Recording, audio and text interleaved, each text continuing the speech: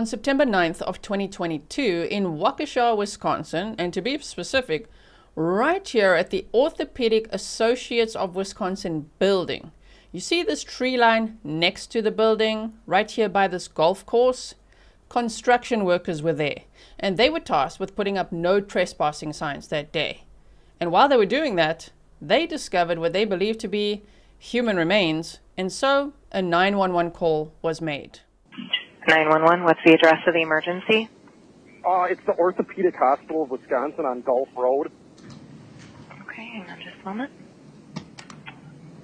Okay, is that the Orthopedic Associates of Wisconsin? Yep, it's behind it. It's in the vacant lot next to it. Okay, what's the telephone number that you're calling me from? And your name, sir? Nick Fricano. Okay. Indoor Construction. And tell me exactly what happened. We found a dead body in the woods when we were putting up stakes for no trespassing signs. Okay. And where exactly are you in relation to the Orthopedic Associates? Are you behind it, you said? Yeah, we're to the west and behind it, like between the golf course and that. If you want to have someone meet me up. Are you to the west or are you to the east? Or no, sir? sorry, to the east. Yes, Okay. to the east. Okay. Yeah, to the east of the hospital. I'm standing in the parking lot of the hospital. We can walk back there. Okay, and you're from a construction company? Yep, yeah, we were putting up signs for pro health care on their lot, and we smelled something and then saw there's a dead guy back there. He's for a long time, so it ain't, he ain't coming back from it, so. Okay. All right. What kind of vehicle are you going to be in so I can let them know? I'm not in a vehicle. I'm in a red shirt with a white hard hat on.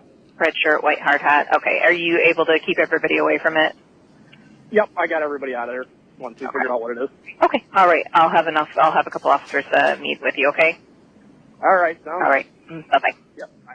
Welcome back to another episode of Grizzly True Crime. My name is Grizzly K, and today we're going to be deep diving the case of Stephanie Pavlons and her long-term boyfriend, Matthew Pahl, who was just sentenced to spend the rest of his life in prison. We actually watched the trial together, so if you want to go and check out those replays, they're all time-stamped for you. They are defluffed, which means abbreviated. There's no coffee breaks or lunch breaks, so it's very easy to catch up. And the trial only lasted 7 days, so even better. And I would highly recommend it. But don't worry, we're going to be deep diving the case right here, right now. Please note that this content is for adults only. Viewer discretion advised. If you haven't yet, hit the subscribe, like, and share.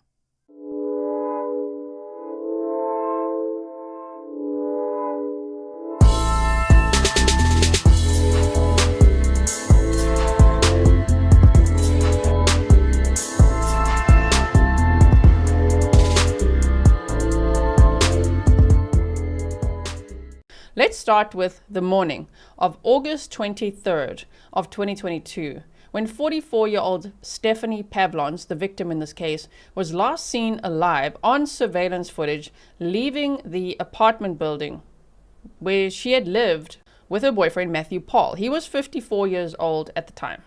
And this was the Willow Park Apartments, not far from that Orthopedic Associates of Wisconsin building.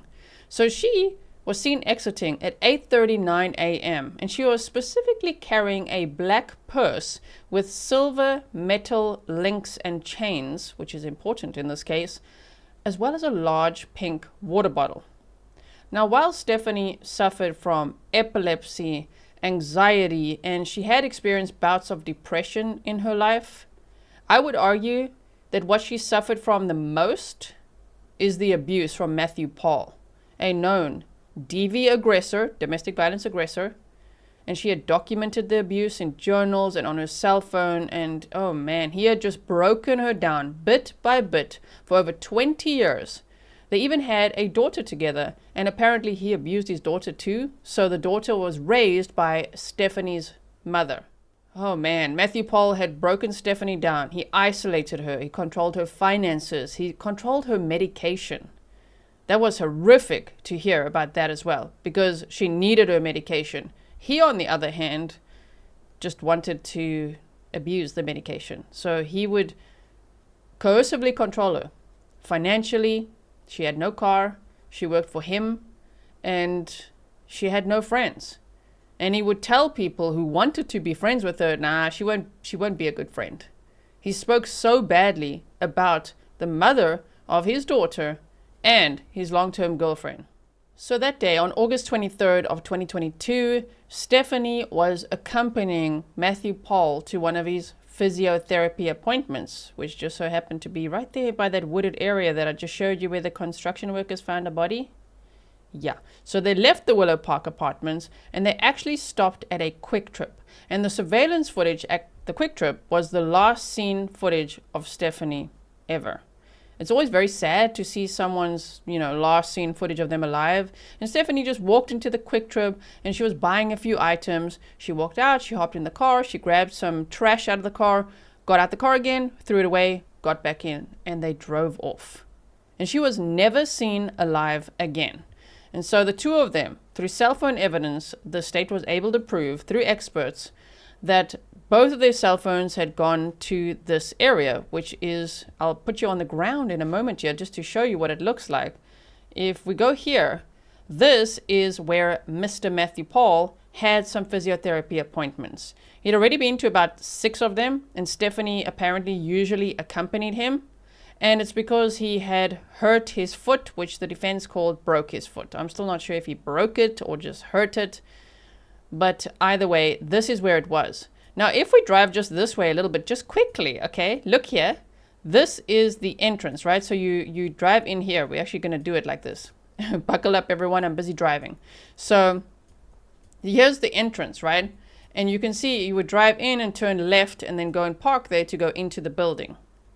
Well, where Stephanie's body was found is literally here, obviously where the construction workers were, in this little wooded area, right by his physio appointments. But anyway, back to August 23rd of 2022, they had driven here and parked here, and he had gone in to his appointment.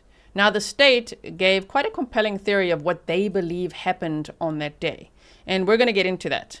So, first I want to say is that surveillance from the apartment complex, right after this appointment, shows Matthew Pahl returning without Stephanie, even though her cell phone went all the way back home with him.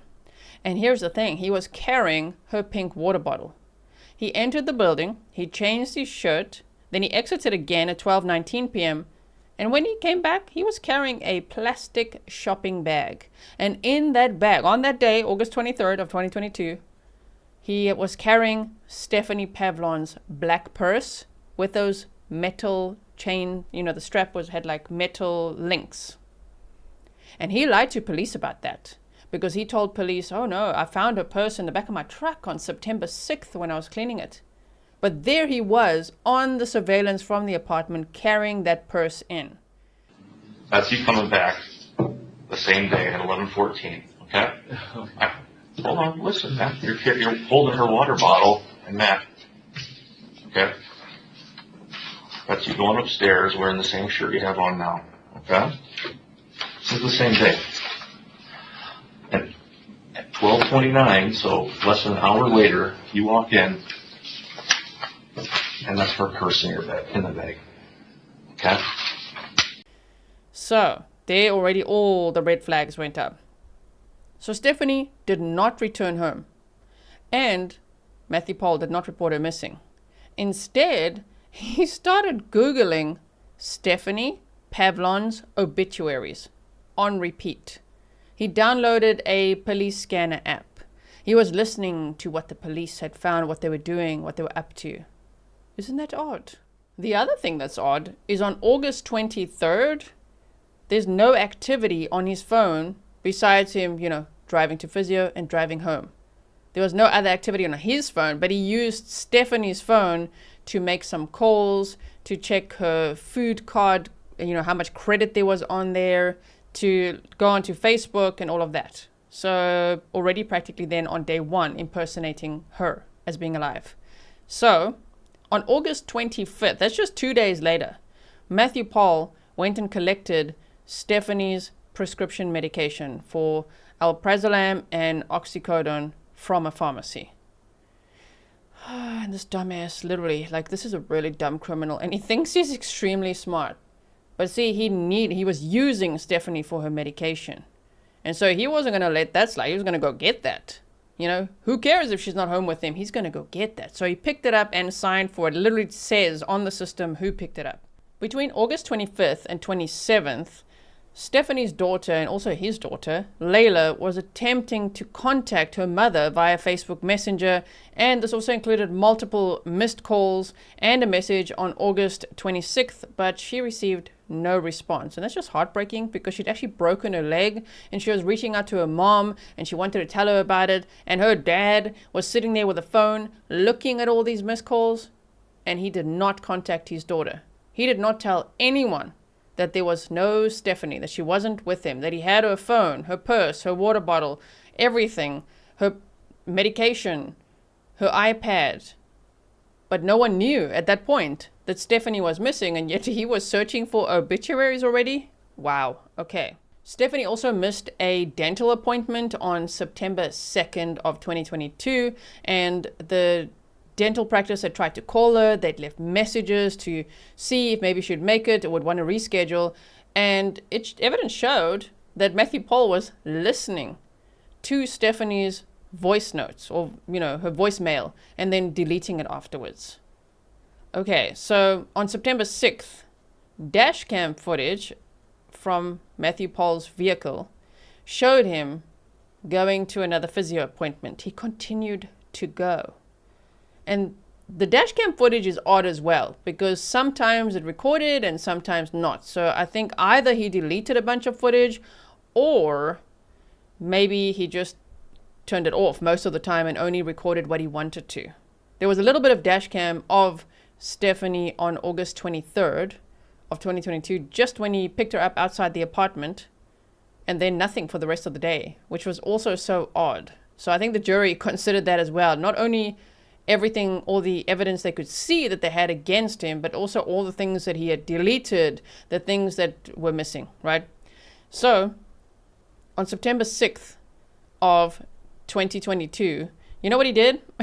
He went back for his appointment, and on this day, his dash cam actually captured him going like this. He drove in here, okay, and went to his appointment, and then what he decided to do was to drive around the back here. Okay, so you went around here. We saw this dash cam during the trial. And he turned here, and then he was here rubbernecking, you know, this wooded area. Just see, does anyone know anything? What's going on? Of course, the defense said he can just drive there. He can just take a drive around the back. But it's very odd. It's very odd what he was doing. So driving around here, looking around, and as we know, look here, how close you can get to this wooded area. In there, Stephanie's body was found on September 9th of 2022. And so the state's theory is actually that Stephanie had written a breakup letter, we're going to get into that now, and that she had gotten out of the car and that she was trying to get away from him, like knowing, oh crap, he's probably going to, you know, finish his appointment soon. Let me go this way and go in here. And he may have spotted her just as she went in here, maybe hiding from him, and he followed her, and that he murdered her in there. That's the theory. And that he strangled her with her own purse and then took that purse and put it in the back of his truck. Okay, but back to the timeline. This is what he did on September 6th with that dash cam. And then again, there's no dash cam on his way home. There's no dash cam on September 9th when he also had an appointment here. But on that day, oh my, the consciousness of guilt was quite something, because instead of turning in here to go to his appointment, he drove right past. He looked and he saw crime scene tape, cop cars, and he drove right past here into a residential area, and then probably decided that's going to look bad. Maybe I should just go to my appointment. So he turned around, came back, came in here, and went to his appointment. And when the police interviewed him on September 17th of 2022, well, he was asking them, what were you doing there? I saw there was a crime scene tape. What did you guys find? I saw cop cars when I was there for my appointment. What was going on in there? Anyway, so back to our timeline. On September 6th, you know, he went to this appointment, and then he went and visited a car wash. And so he took his vehicle to a car wash where surveillance footage showed him in the car wash garage for an extended amount of time, wiping down his vehicle, flapping the floor mats and hanging them up, just really, I don't know, he wasn't doing all that much washing of the vehicle, but yet there he was for quite some time. And this was important because he claimed to have found a note under the floor mat on that day. And he told police that that note indicated that Stephanie Pavlons actually wanted to take her own life. But that's not what the note said at all. The note was actually quite the breakup note. I'll read to you what Stephanie said in a moment. But that surveillance footage showed that no, he didn't like pick up the floor mat and go, whoa, what's that? There was no such reaction. He didn't, like he told police, find her purse in the back of his truck on that day. No. We saw him carry the purse in on August 23rd of 2022. But he wanted police to believe that he was there while he was washing his car, he found a purse. Well, sir, they have surveillance of you at that car wash, okay? None of that actually happened. Here's what the note said. So it was like this yellow lined paper. And Stephanie's note said, I hate you. I hate being blamed for shit I didn't do. I'm done being used, abused, and taken for granted. All you care about is yourself and what you can use people for. My parents are the same way. I'm not allowed to speak my mind around you, drive, spend money, or even feel good. Karma came back to you to cause you your foot injury, not me.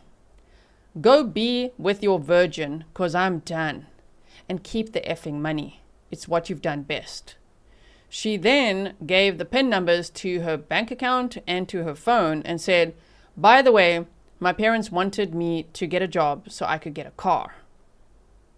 So that was the note. Now, if you're already wondering, what does she mean by go and be with your virgin? Yeah, this guy was talking to two women in the Philippines. One was his virgin, and there was another one as well, and he was promising them futures with him. He was sending them money. He was sending them computers. For one of them had a son. He sent a computer as well. And he was planning to leave the country to go to the Philippines. And he was telling one of the women, I just have to finish my physio appointments. So already there was some premeditation, that we could see there, that he wanted a new life in the Philippines and he wanted to get rid of Stephanie Pavlons. But the thing is, as we know, in domestic violence relationships, the most dangerous time for the victim is when they want to leave. And so the state also pointed out that this letter wasn't a self-deletion type of letter. This was a breakup letter. And they were saying that they believe that's what pissed him off that day. That took him, over the edge where he's like, you're not leaving. And he murdered her instead. So I actually do believe that their theory is correct based on everything that we heard. Let me know what you think about that if you saw the trial. If you haven't seen the whole trial, then I don't know. I think you'd need more evidence, right? You need to go and watch some of that testimony. So the day that Stephanie's body was discovered, on September 9th of 2022, officers also found a vape pen and a scalpel in proximity to the remains. And the speculation would be either that in a struggle it fell out of Stephanie's pocket, because there were scalpels like that and vapes and things at the apartment, in her purse as well. Or the other speculation is that Matthew Pahl had scattered those around there. Maybe it did come from a purse or whatever, right? To kind of stage the scene so that if they ever found her and identified her, which was difficult based on the state of decomposition, then he could say, well, she did it to herself, because him and his defense attorney had terrible language about why she would be in the wooded area. I kid you not, in part of my language, the judge had to tell the defense attorney to stop using vulgar language in his courtroom, because the defense attorney said that she went to piss in the woods, like to take a piss in the woods. That's how he spoke about the victim. So they were implying that because she had epilepsy, this was the defense's theory, she had wandered off into the wooded area to relieve herself and to vape, and that she had a seizure and or wanted to, end herself, which is why she was armed with a scalpel, okay, and then died. At her own hand. They were blaming the victim fully. And in fact, Mr. Pahl was still blaming the victim fully at his sentencing, where he made some terrible statements. Okay, so the remains were so badly decomposed, they were out there for 17 days, right? So between August 23rd and September 9th, but like out in the elements. It had rained, and you know, she was like out exposed in the woods, on the grass there. There was a lot of insect activity as well. Identification was made through tattoos, jewelry, but specifically a medical pin, which was found in her wrist, which had a serial number. That's what helped the medical examiner to identify her. And also dental records. So that way they were able to confirm, oh, this is Stephanie Pavlons. And so detectives then on September 12th of 2022 went to visit her parents, and they showed them the shoes that they'd found on the victim. The shoes, the clothing, some of the jewelry, and said, do you recognize this? They said, yes, they do. And so they knew this was Stephanie Pavlons. The medical examiner, Dr. Amy Scheel, conducted an autopsy, but Stephanie's cause of death could not be determined. And this was an extensive autopsy. You know, when they go on for a long time trying their level best to find a cause of death, and unfortunately they just could not due to the state of decomposition. So this presented a huge challenge to the state, you know, to prove the case, because they weren't able to find the cause of death for the victim, and therefore, according to the law in Wisconsin, they weren't able to then say the manner of death. But yet here we were at a first-degree intentional homicide trial. So, man, I was thinking at first, how are they going to prove this case? They obviously have very strong circumstantial evidence, and that was absolutely the case. They really had a lot of very compelling circumstantial evidence. So once they'd identified the remains, the Waukesha County Sheriff's Department launched an investigation. And where do you think they went first? Well, first to Stephanie's parents' home to figure out if they could, you know, help identify her. And then they went to the person who was last seen with her. Oh, Mr. Matthew Pahl. So on the day of the discovery, prior to public announcement that a body was discovered in this wooded area, Matthew Pahl, his devices showed, and they showed a lot of evidence that came from his devices and her devices, that he was already Googling dead body found by construction crew. So when he went for his appointment on September 9th and he sees the crime scene tape and he sees the cop cars and he does a little flyby and then comes back, there he's already like, oh crap, he's calling his dad, and his dad has some shady internet searches as well on his laptop. So that was interesting to hear. I don't know if they'll ever pursue charges against his dad, you know, for knowledge of this, but he was already looking for dead body found by construction crew. He was already still searching Stephanie Pavlons' obituary, and he had screenshots of this on his devices. I really feel like that is what convinced the jury the most, is his own Google searches and conversations on his devices. I mean, before anyone even knew she's missing, he's saying Stephanie Pavlons' obituary, Stephanie Pavlons' Georgianne, which is her mother's name, and searching the whole time, her name, cemetery, coroners, inquests, all sorts of things like that. So this was all between August 27th and September 19th that he was conducting multiple searches like that. He also continued to use her devices and even thought he was being real smart by taking her phone, which he says he paid for, so he believed, you know, he owned it. Yeah, but the dumbass took her phone with him sometimes on trips. To what? Imply that she's with me. See, her phone's traveling with me. Yeah, but dumbass, there's like surveillance at your apartment. We can all see there's nobody with you. But yet the two phones are with you. Now they're in the vehicle with you. Now you're driving around with them, and you return home alone. So a search warrant was executed on his apartment and vehicle on September 17th of 2022. Items recovered included Stephanie's purse, that black purse with the chain links, right? Her medication, which he picked up, and that medication, by the way, was found empty. So, okay. And a vape pen matching one found at the scene, so very similar. And also scalpels similar to the one found near the remains as well.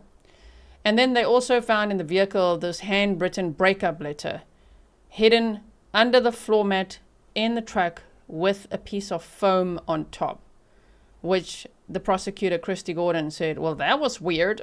And it really was weird. It's like he planted it there, you know what I mean? He wanted the cops to find it, to be like, see, she wanted to, you know, self-delete. But if you just read the letter, it didn't say that at all. No, she was done with you, dude.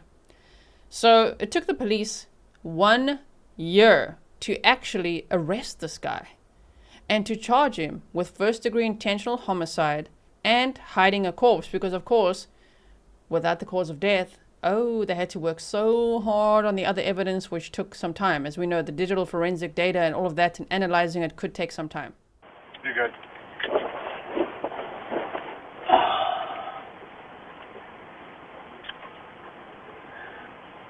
I mean, honestly, it wouldn't be nothing new. It wouldn't be nothing new. I got charged. The DA's office charged me for beating up that guy, breaking the window. That never happened. Okay. Just like in the interview when I was in with you. Yeah. They fabricated a witness at the school with my daughter's spanking, which was absolute bullshit. So, yeah.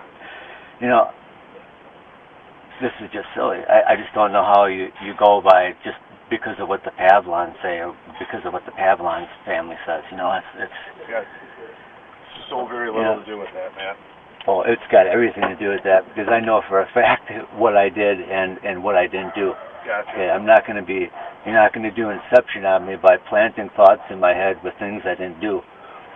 You think we're planting thoughts in your head? I'm not trying to be addictive. I'm just telling you. I'm just telling you. I read the paper. I understand that DOJ's in Illinois, DOJ's in Michigan, rounding up a lot of detectives for putting people away on fabricating shit. Okay, that's all over the place. I'm not worried. That's all over the place. I'm not worried about that. Well, I don't know what I'm being arrested for. Well, what could I possibly be arrested for? I didn't do anything. I understand what you're saying, and I'm not worried about DOJ doing any kind of roundups. Got nothing to do with me. Oh, I think eventually DOJ is going to be in this state. I mean, I think eventually. It's possible. I think eventually. Yeah, I mean, it could be. I'm not worried about it personally. I mean, I'm just telling you what's going on.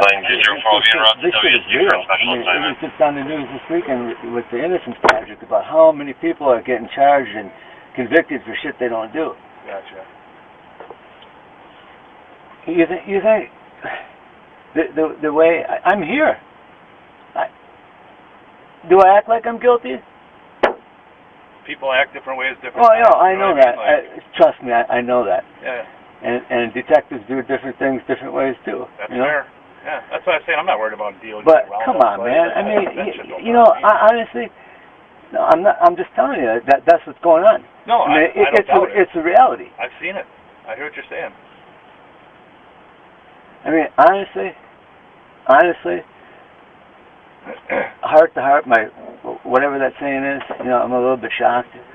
I thought you guys were going to do a little bit better than this. Oh, really? Did we disappoint you? No, they just put the blame game on somebody. Oh. I thought you would actually be able to, like you guys are supposed to do it. You're supposed to follow the evidence. Is there anybody else upstairs that needs to be, anyone in the house? No, nobody's up there. The door's open, you lock. No, I did. I believe I did lock it. I just got confused with my lock over there, my bike. Okay. I'm pretty sure I locked my door before We'll make sure it's locked. We'll get that taken care of. We'll make sure everything's secured before we leave, okay? Well, you don't got a warrant to go in there. I will. No, he said there's no bill. All right.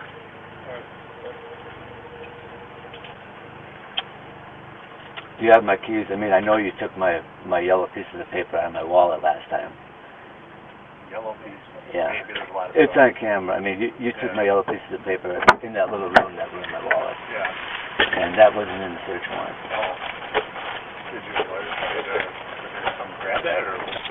No, I'm good. I'm drawing a blank on what that would be.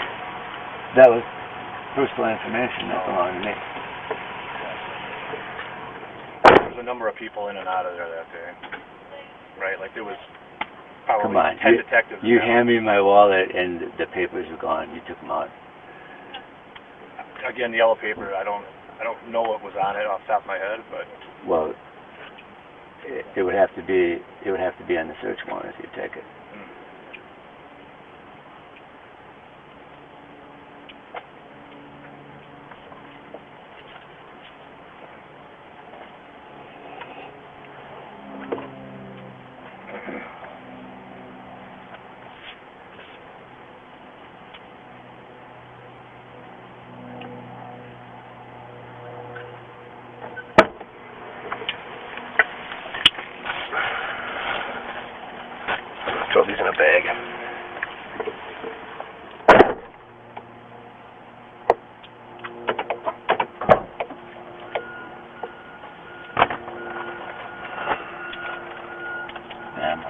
Yeah, I'm putting your stuff in a bag, all right, bud? Or an envelope. Yeah. Okay.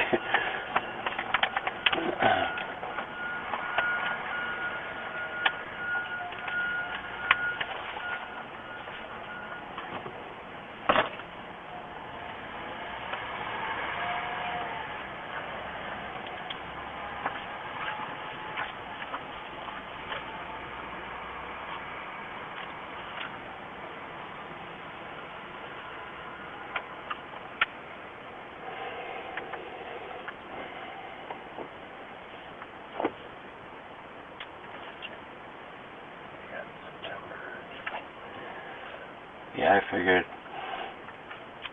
figured it would be some show around the year. I figured you'd have to try to come up with something to justify what you did. What we did? By coming here and arrested somebody for what? For what? We went through all that.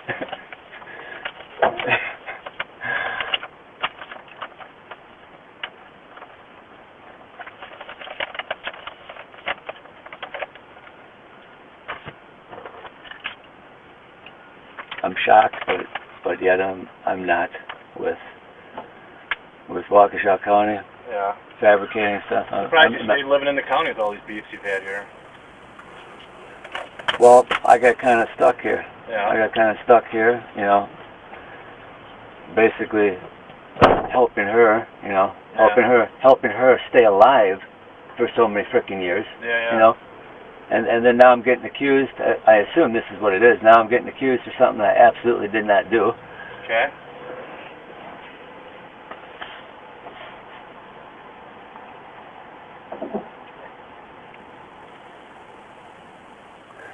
All I can say is,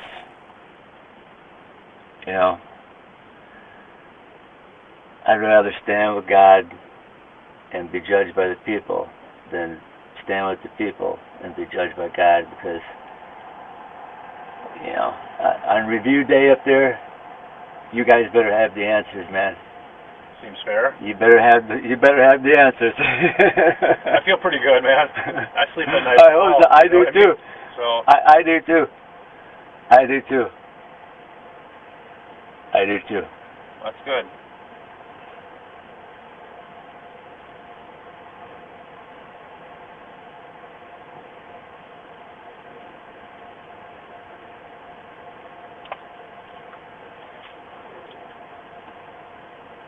I can't get a drink out of my bottle.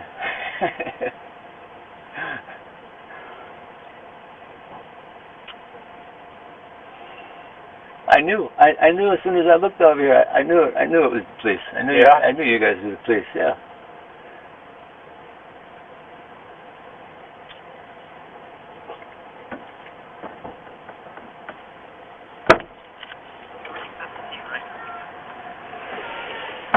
No,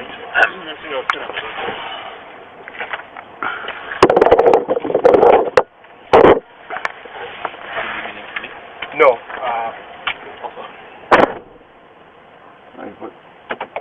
The way you pulled in here, good thing I wasn't on my bike. It might have hit me.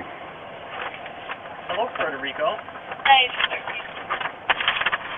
Clear citation from CWC for assignment. I think it's the same call 22 then. I got a fucked up shoulder. That's right.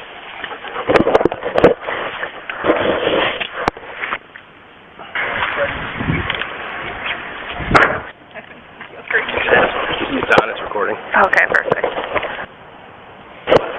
Yep. Echo. Yeah. Yes. I don't care if you want to. However you want to. So it was on September 18th of 2023 when he was arrested, and he was held in the Waukesha County Jail until his trial began on October 27th of 2025. So let's now discuss some of the evidence against him that convinced the jury and many of us, if not all of us, right, that he was guilty. So firstly, Stephanie's own journals from 2020 and 2021 were found at her parents' house, and also an old cell phone.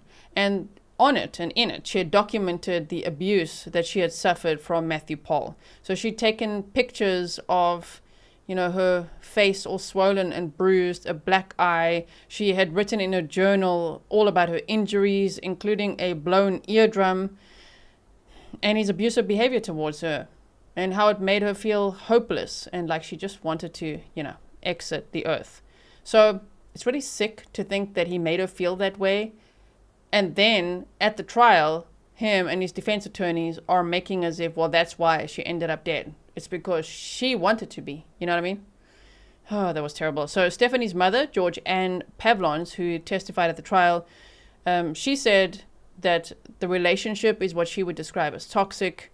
And she described a lot of the relationship dynamics. So you can go and check out her testimony if you want to hear more about that. Now, digital forensics, led by Waukesha detective David Schroeder, involved extracting data from multiple devices, including Stephanie's phone, an iPad, Matthew's phone, and his father's laptop. There was overwhelming evidence of Pahl's guilt found on these devices, including his own internet searches for, as we discussed, coroners, death notices, obituaries, moving overseas, his conversations with 2 women in the Philippines about his plans to flee the country, to be with them. He also told one of them that he was grieving, before anyone even knows that Stephanie's missing, let alone deceased. Oh, you're grieving. Okay. Screenshots of articles about Stephanie's body being found when no one even knew it was Stephanie yet. The body had not been identified yet. But yet he was searching Stephanie Pavlons' obituaries and had these screenshots of the body, being found. So he kept that. And then, of course, we know that there was no activity on his own phone on August 23rd of 2022, besides tracking his and her device all the way to his physio appointment and back. He impersonated her on Facebook and Skype and told one of the women in the Philippines, while doing so, that, she needed to rest and that she had a stomach ache. Wow. There was missing dash cam footage. There was the quick trip and apartment surveillance footage. There was cell phone location data and the time gaps. There was 16 minutes missing in, that they weren't sure exactly what he was doing before his appointment, and 20 minutes after his appointment. And so that was interesting as well, because that's plenty of time to do what the state says he did and what the jury absolutely believes he did, and so do I. Then there was also, of course, the police scanner app activity, and they showed how many times he had accessed that app on all the different days, and the huge spike in activity and listening, especially on September 9th of 2022 when they'd found Stephanie's body, searches on his father's laptop, and all of this pointed to him being the horrific abuser and killer that the jury found him to be. Now, as I mentioned earlier, he suspected of murdering someone else in the past. This was apparently a substance dealer, and the speculation is that he did so because the woman that he was dating at the time, which was not Stephanie, it was another woman. He seems to be quite the cheater, okay? But anyway, this other woman was talking to this, substance dealer, and it's his rage and jealousy that caused him to kill that person. But they weren't able to prove that, meaning he was never charged with it, but he's most certainly suspect number 1 in that murder. Another strong piece of circumstantial evidence includes what a K9 handler, Deputy Willis, and K9 cadaver dog Raven discovered. The search took place on September 19th of 2022 after being requested by the Waukesha Police Department to examine an area containing multiple vehicles, with Matthew Pahl's Toyota Tacoma identified as the target vehicle. During the search, which lasted approximately 3 minutes, K9 Raven initially walked past the defendant's Tacoma before making a 180-degree turn and sitting at the back of the vehicle. So this was now a formal alert to the smell of decomposition right there at Matthew Pahl's vehicle. That my jaw was on the floor the day that I heard that. I'm like, oh my word, that ties him directly to Stephanie's death. Because the digital forensic data was very compelling. But this was just like, oh my goodness. So Deputy Willis explained that Raven is certified for human remains detection, and that the alert suggested the scent of decomposition had been present in or around the truck at some point.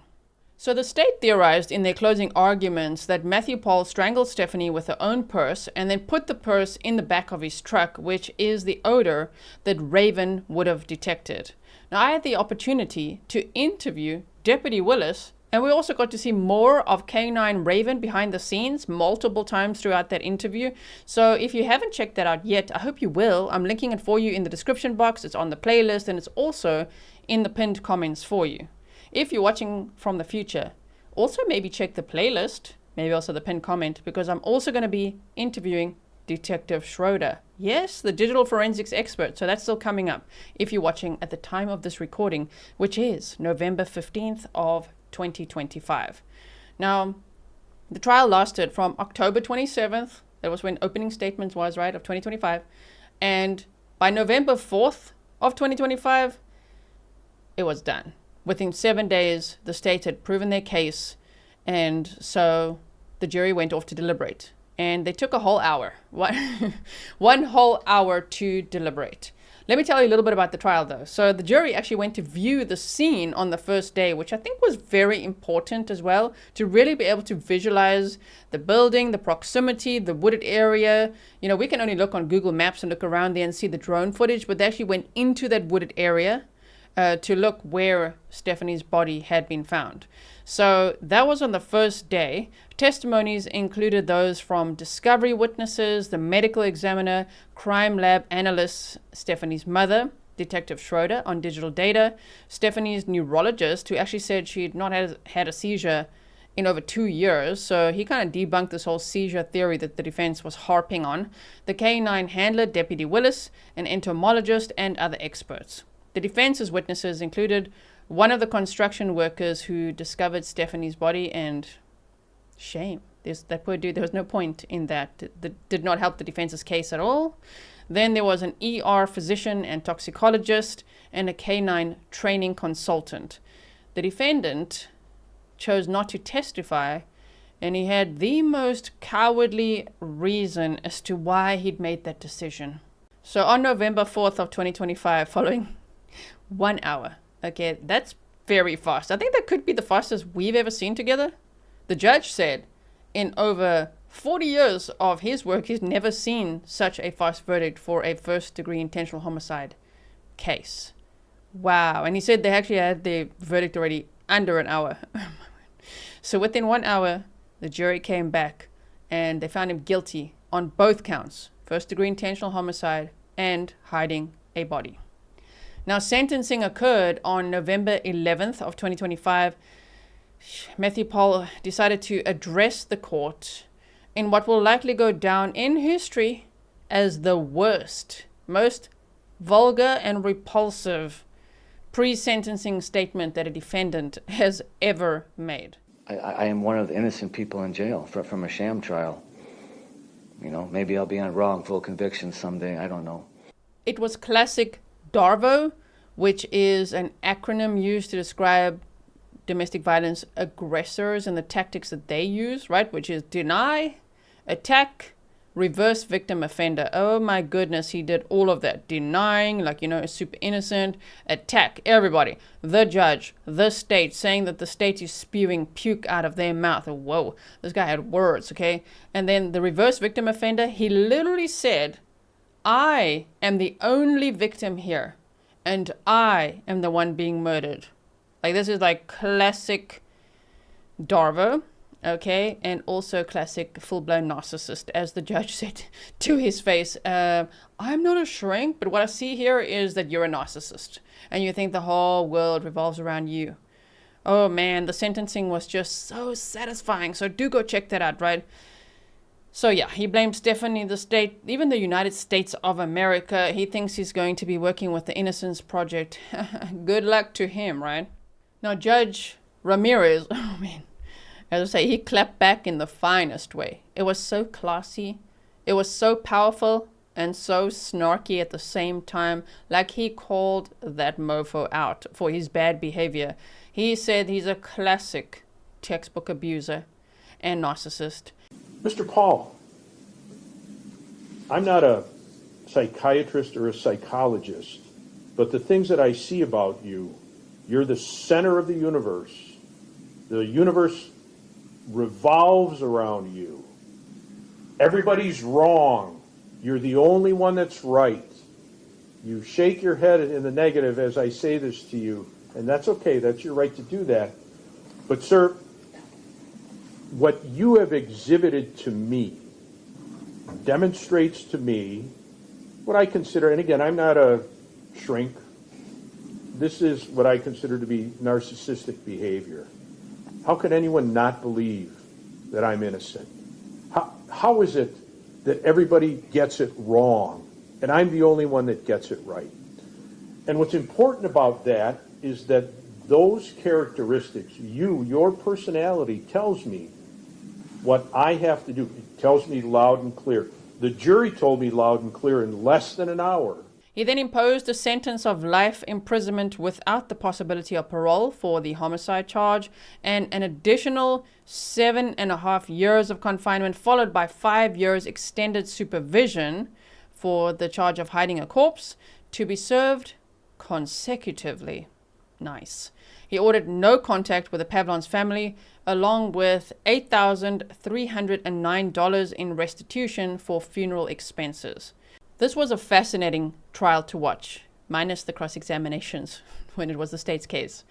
Sorry to say it, but you go watch one of those and you'll see what I mean. Oh, those were so painful. They were so drawn out. The defense attorney, oh man, Pablo Galaviz, the way he asked questions was, so there's dash cam that you obtained the day, true? And my client was in the vehicle, true? And he was driving there to his appointment the day, true? And he had an appointment there the day, true? And so he drove around the back, true? That's how he asked all the questions. We were all like, oh my word, I don't know if we're going to make it through this. Sure, cross-examination was, it was very hectic in this trial, but it was a really fascinating trial to watch, especially because the state had this huge challenge of proving this case where they had to rely on circumstantial evidence, where they could not even determine the victim's cause of death, but had to prove that this guy's a killer, and they did so brilliantly. For those who watched the trial with me, I would like to thank you. It's always so great watching trials together. It's one of my favorite things to do with you here in this community. So if you'd like to try it one day, if you've never watched a trial with us, make sure you are subscribed, notifications on, and then I'll see you at the next one. We usually do trial prep, and I'll let you know sometimes. Sometimes we just like jump on a trial, right? But usually we do trial prep, and I'll let you know when we are going to be covering a trial. Also, once we're done with the trial, a lot of people like to collect these trial completion certificates that I make for you, and those are available on Patreon if you are interested. So I see some people have watched all the trials that I've covered with me, and they're making a whole collection. They print out these certificates and they are collecting them. So yes, signed by myself and CEO Fury, who's our black cat. So before we go, let me just quickly tell you just a little bit about Stephanie Pavlons. So she was born on January 1st of 1978, and at the age of 44, she was murdered on August 23rd of 2022.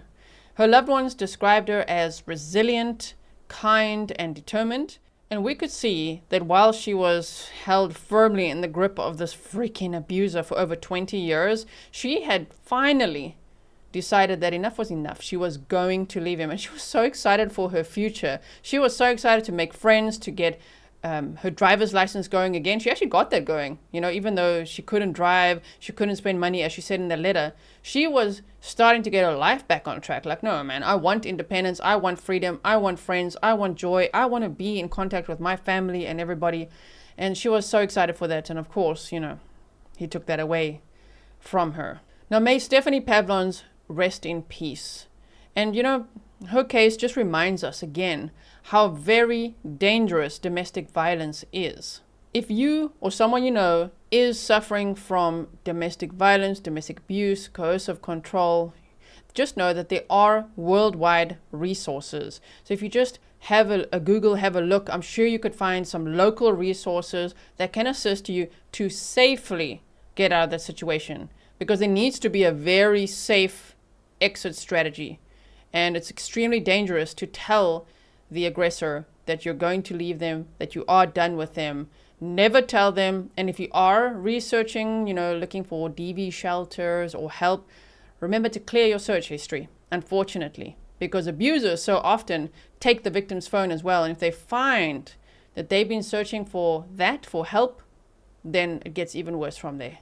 So thank you so much for listening to this case recap with me. If you are interested in more deep dives of this case, I would highly recommend checking out the trial, because of course you'll hear all the testimonies from the experts and everything they found. If you like this kind of recap of a trial though, then let me know in the comments below as well. I look forward to watching the next one with you. In the meantime, stay safe.